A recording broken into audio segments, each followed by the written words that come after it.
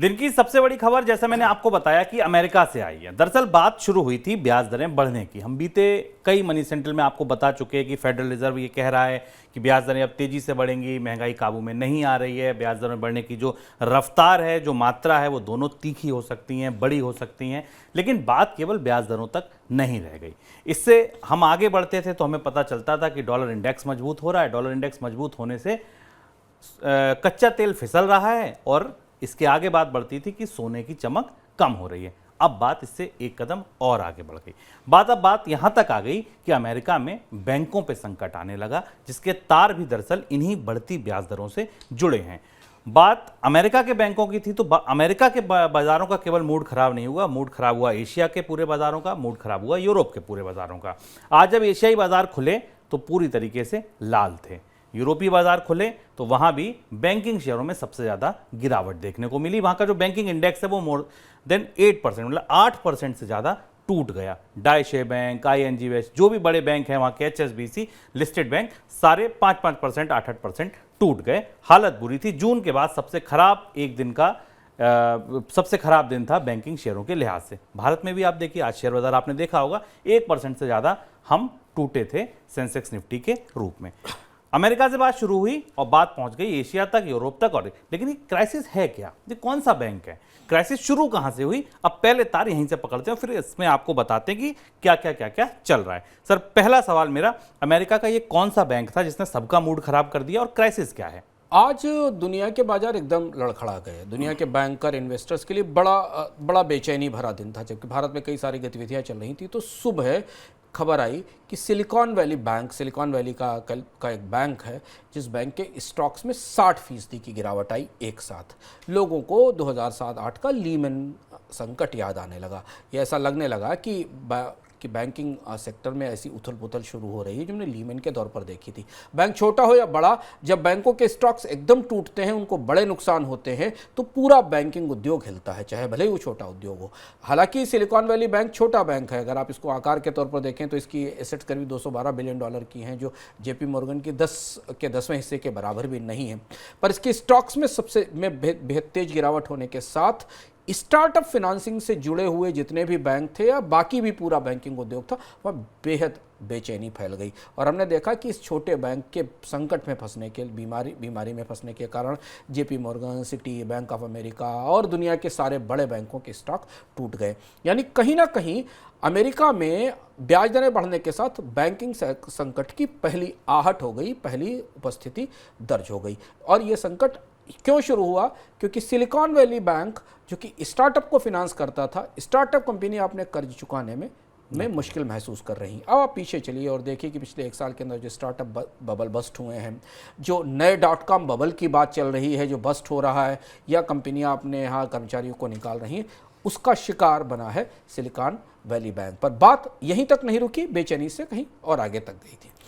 ये जवाब सुनने के बाद, अंशुमान जी की बात सुनने के बाद आपको क्या याद आया? मुझे याद आया वो इकोनॉमिकम जो पिछले साल हमने किया था और कहा था कहीं ये वो तो नहीं, कहीं ये वो संकट तो नहीं जिसकी का जिक्र अंशुमान जी ने किया था कि वो स्टार्टअप कंपनियां, वो टेक का, वो नेस्डैक की गिरावट, आपको ध्यान होगी चार्ट दिखाया था कि नेस्डैक उतना ज़्यादा टूटा है। अगर ये बेचैनी थी, बात शुरू हुई थी महंगे कर्ज से और हम पहुंच गए बैंक के डूबने तक। सर, अब दूसरा सवाल ये कि संकट ये बड़ा कितना हो सकता है? संकट बड़ा इसलिए लगा क्योंकि आमतौर पर स्टॉक मार्केट में किसी बैंक के शेयरों में गिरावट थोड़ी बहुत चलती रहती। 60% टूटा क्यों? क्योंकि सिलिकॉन वैली बैंक ने कहा कि उसके पास जो $21 बिलियन की सिक्योरिटीज हैं, सिक्योरिटीज का मतलब अमेरिकी सरकार, अमेरिका फेडरल बैंक के जारी किए हुए जो बॉन्ड हैं, ट्रेजरी बिल या बॉन्ड्स हैं, उनमें टैक्स के भाव निकालने के बाद उसे पहली तिमाही में $1.8 बिलियन का लॉस हुआ है।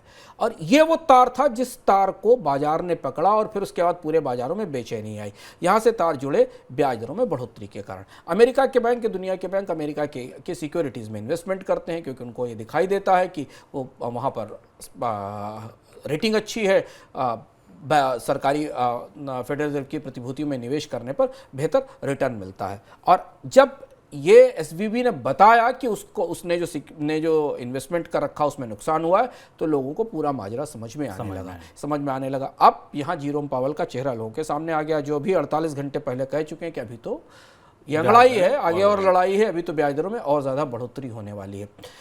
पूरा संकट पिछले एक साल में 0 से 3% तक की अगर आप माने अमेरिका के बाजार के हिसाब से, तो शून्य की ब्याज दर बढ़ते बढ़ते 3% के आसपास आकर खड़ी हो गई।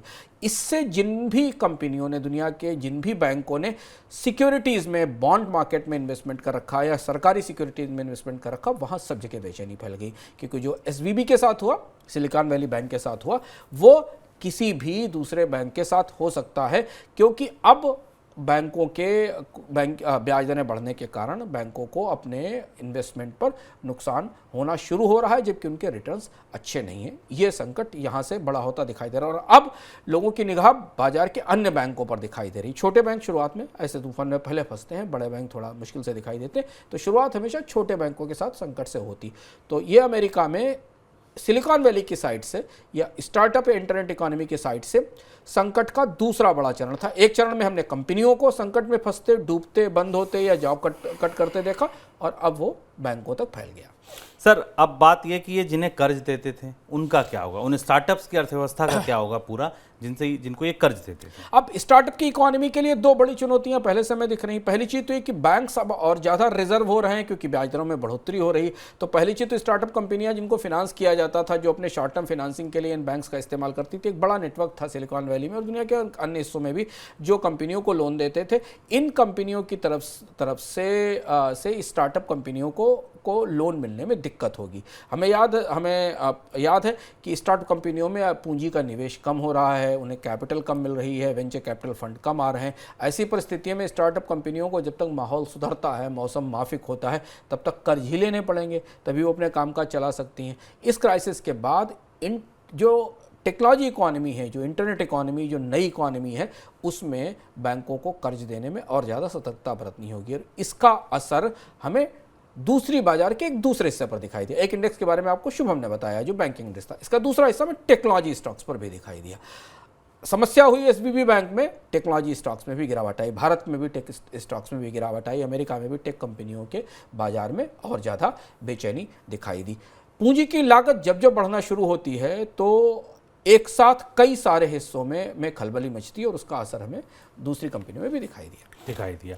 अब ये बात क्योंकि ब्याज दरें बढ़ने की थी, भारतीय उद्योगपति और कोटक महिंद्रा बैंक के managing director Uday Kotak silicon valley bank के संकट को अमेरिका में ब्याज दरों में बढ़ोतरी से जोड़कर देख रहे हैं। उन्होंने कहा कि साल भर के दौरान ब्याज दरों में हुई 500 बेसिस पॉइंट की बढ़ोतरी के बाद ये घटना घटित होने का इंतजार कर रही थी।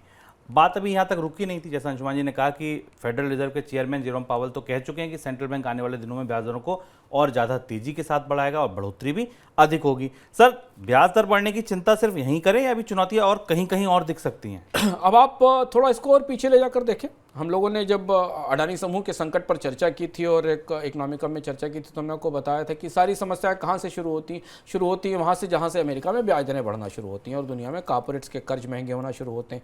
जो कर्ज उनके खातों में पड़े हुए हैं उन पर ब्याज महंगा होना शुरू होता है और ये समस्या अब धीमे धीमे बैंकों के भीतर तक प्रवेश करने लगी है। अब जो जिस डेट संकट के, जिस डेट क्राइसिस की संभावना पहले से जाहिर की जा रही थी, कॉर्पोरेट में, कंपनियों में उसके पहले संकेत दिखाई देने लगे और यही बैंकर्स की सबसे बड़ी दुविधा होती है। महंगाई कम होने का नाम नहीं ले रही है, बैंकों को ब्याज दरों में बढ़ोतरी लगातार करनी होगी और इसलिए SVB बैंक छोटा सा ही बैंक है पर इसके संकट को अमेरिका में रिसेशन की, मंदी की आहट माना जा रहा है।